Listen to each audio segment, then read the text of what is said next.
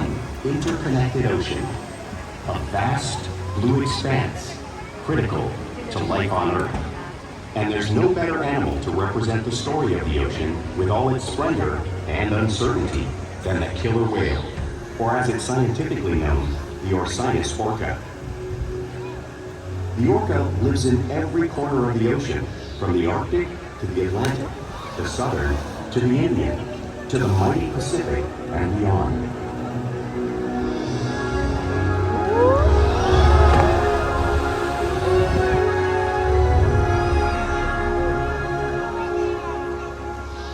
This whale's story is the ocean's story, and it is one we all share.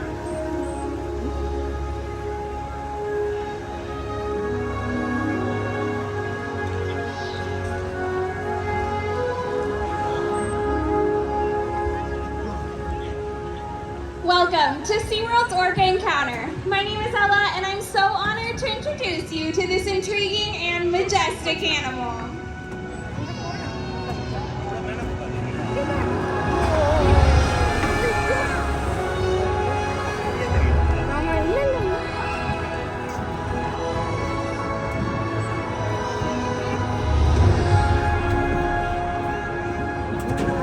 There's nothing like seeing a killer whale up close and learning about them and their natural behaviors. We hope this orca encounter will help you better understand these magnificent animals and all that they represent.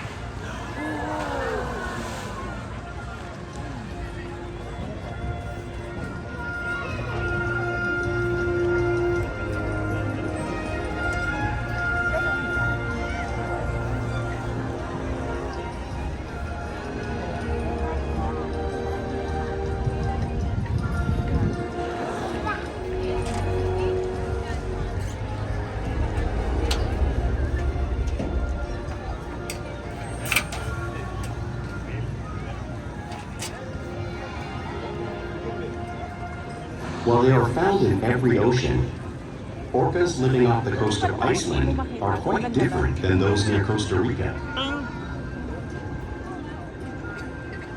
In fact, there are at least 10 types, or ecotypes, of killer whales.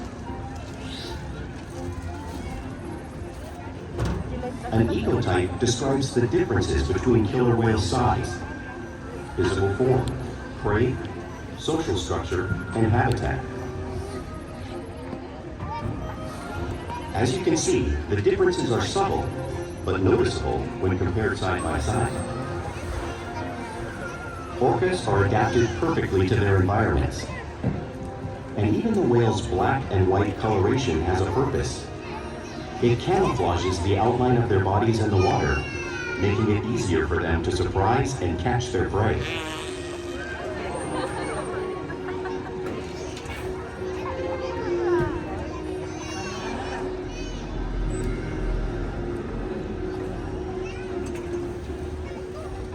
When viewed from above, the black of the whale blends in with the dark depths of the ocean.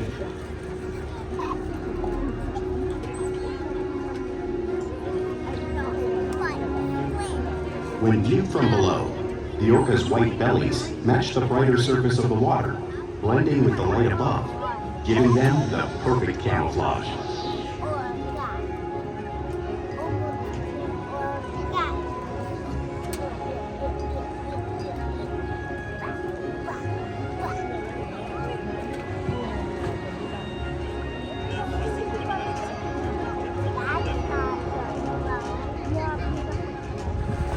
Killer whales really are a natural wonder, and Ulysses here is going to help me show you some of their physical characteristics.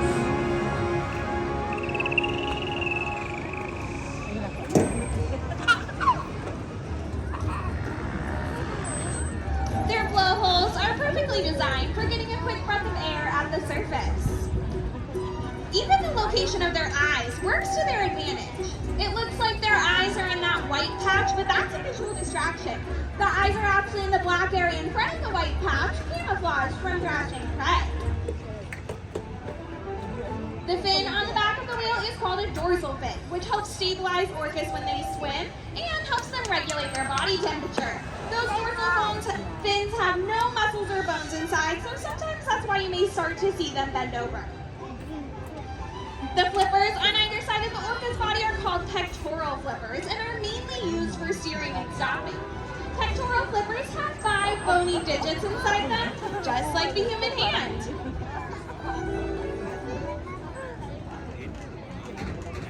The lobes on either side of the tail are called flukes. The tail fluke is the killer whale's engine, propelling them close to 30 miles per hour, as fast as some of our speedboats. But they swim the fastest and use the most power when propelling their nearly 10,000-pound bodies all the way up and out of the water.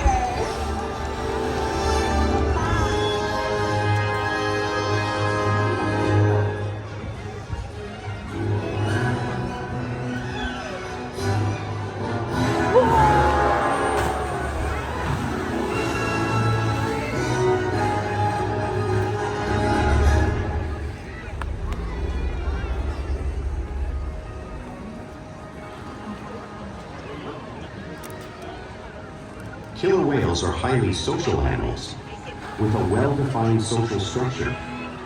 An orcapod is always led by a female. Though just half the size of her male counterpart, she is in charge. It's all about attitude, not size. Because they live and work as a group, orcas need to communicate with sounds and body language.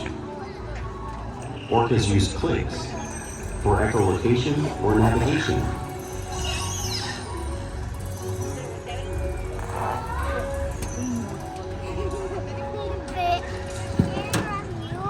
Whistles to socialize in the pond.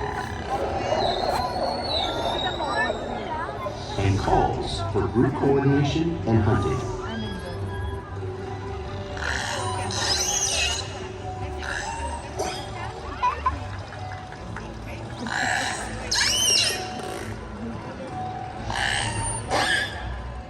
Vocal development studies here at Seaworld show that early on, cats learn vocalization from their mothers. But as they grow, they learn from others close to them as well. This is a bottlenose dolphin call that Shuba learned and even taught other killer whales here at Seaworld. In fact, orcas are the largest members of the dolphin family.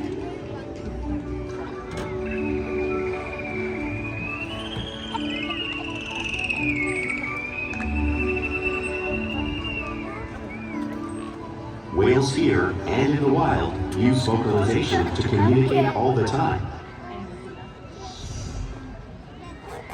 Like all animals, killer whales use body language as a part of their communication. Pectoral slaps are used to show dominance or to get noticed. For example, a mother may use a peck slap to get her calf's attention.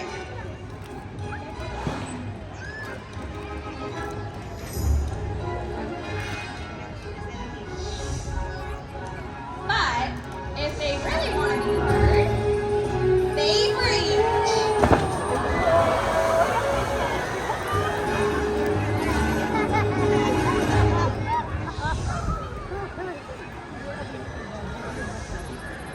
Spyhopping is how killer whales get a better view of their surroundings and coordinate when they hunt.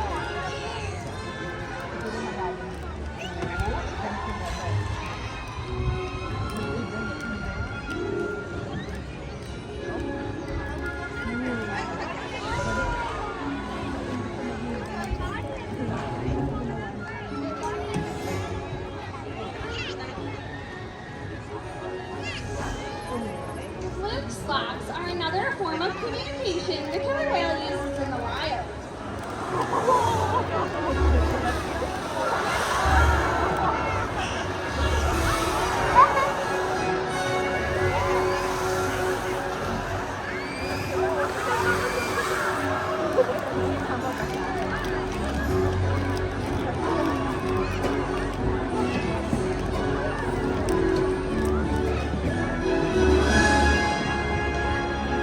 Orcas are good communicators, so it's no surprise they're at the top of the ocean's food chain.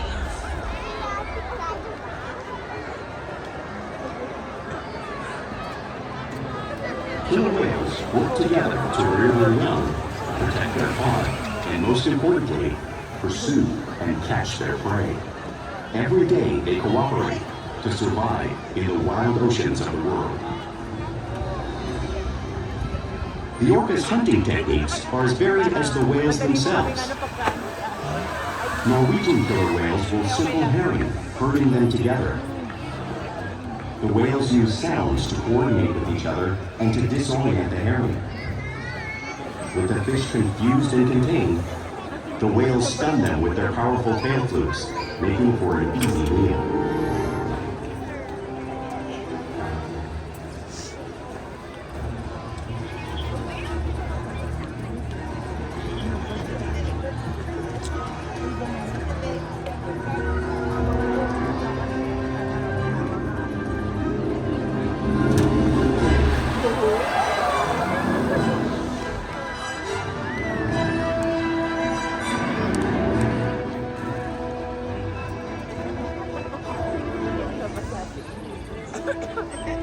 Whales in the southern hemisphere will capture sea lions by pulling them right off the beach.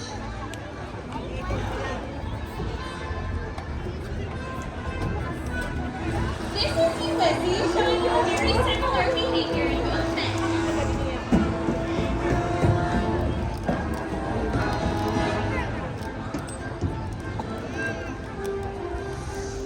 Antarctic orcas create waves that wash over floating ice, knocking seals into the water. Kalia is showing you the same wave-eating technique, demonstrating one of the many complex and impressive hunting abilities killer whales have developed around the world.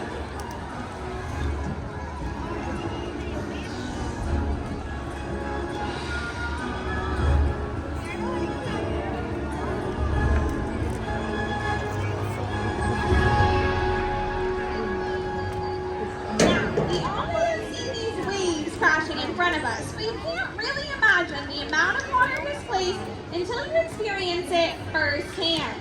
But luckily for all of you guys, we have a guest that has volunteered to feel the power of these waves made by the whales. Come on down. Can we give her some encouragement? Go ahead and have a seat. All right, just hold on tight. You're going to make a really good seal. All right, and Shuka is on her way over. I'm just gonna scoot this way. And hold on tight. Great job. You made a really good seal. Good job. Nicely done.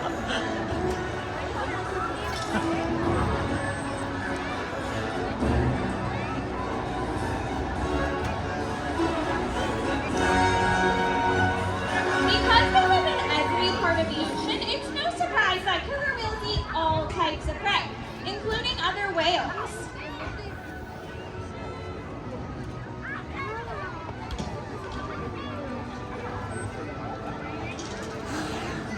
The blue whale on screen is the largest animal on Earth. It is 5 times longer and 50 times heavier than a killer whale.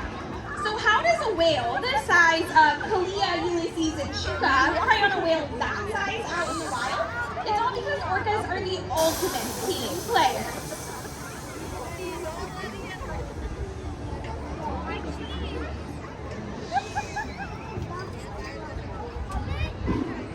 In this example, we see the larger male orcas surround a sperm whale, forming a perimeter, while the females continue to drive the whale forward until it reaches exhaustion.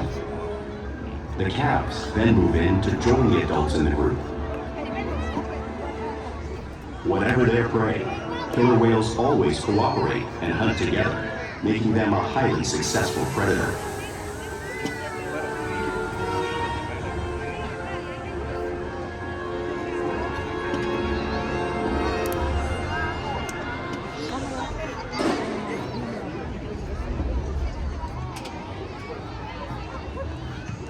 Play is an essential part of everyday life for killer whales. It's how they teach their young to hunt and practice their skills as they grow. Orcas spend lots of time interacting and showing off their playful sides in the wild and here at Seaworld.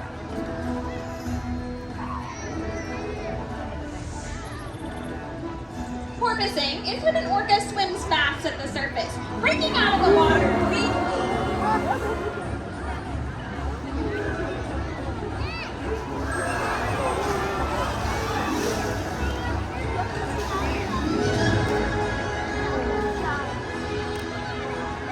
You'll see them doing this when catching a ride in the wake of a boat or when surfing in a wave.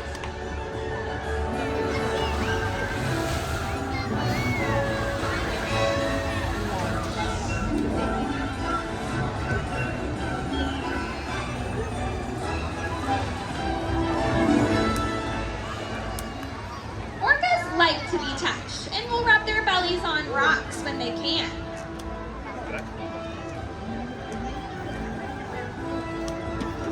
Leo is doing that just below the screen, just like killer whales in British Columbia.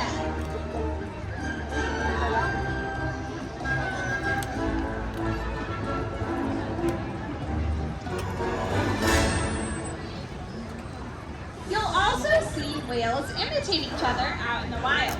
We see it here at Seaworld all the time. The whales are always mimicking and learning from each other.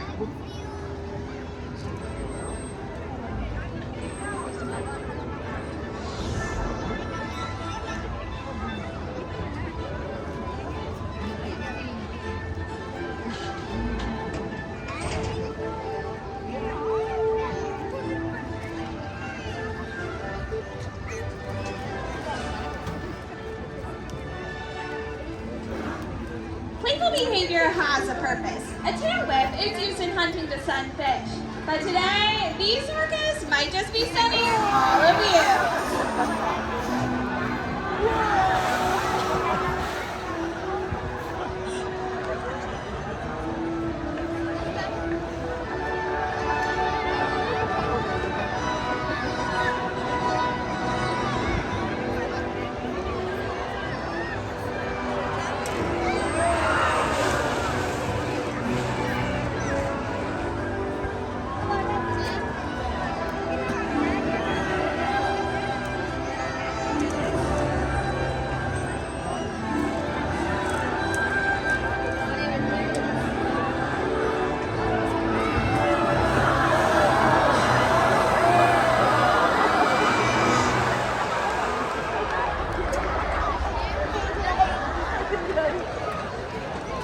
We engage with our animals all day, every day, which allows us to share trusted relationships and provide optimal research, healthcare, and quality of life.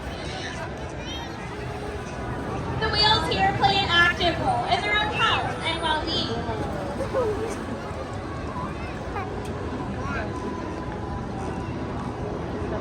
They can also show us their tail.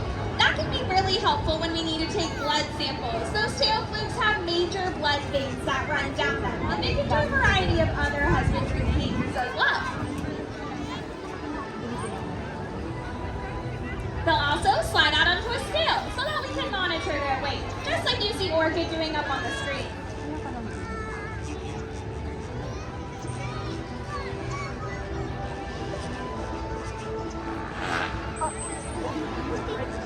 They'll even let us take a blood sample from their blowhole because of the relationship we have built day after day here at Seaworld. And if you will all join me in just a moment to welcome up a very special whale. He loves it when everybody gives him a big round of applause when he comes up. This is Ikaika! Ikaika is our largest whale here at Seaworld San Diego, weighing in at just over 10,000 pounds. He's also very much a gentle giant and special to me because he is the first whale that I've ever worked with.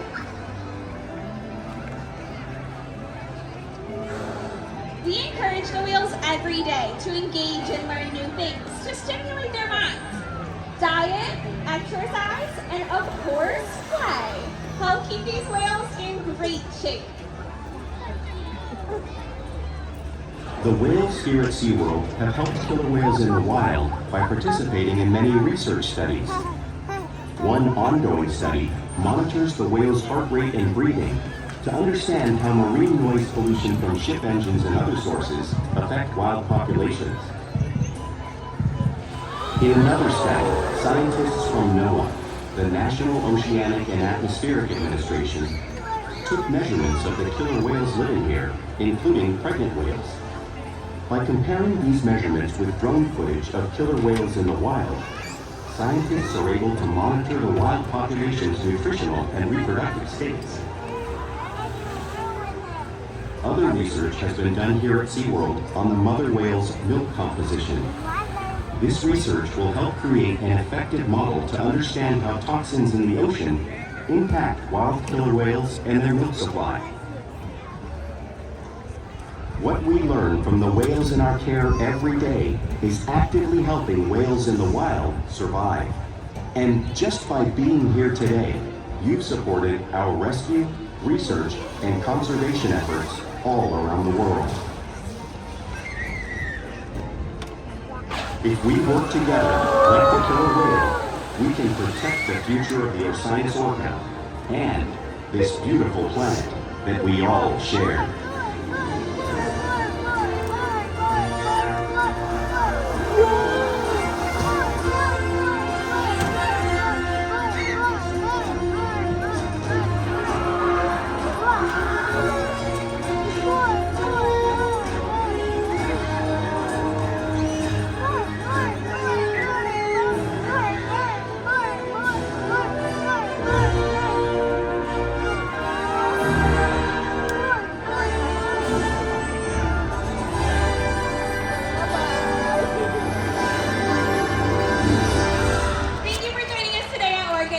We hope you gain a greater appreciation for these incredible animals and enjoy the rest of your time here at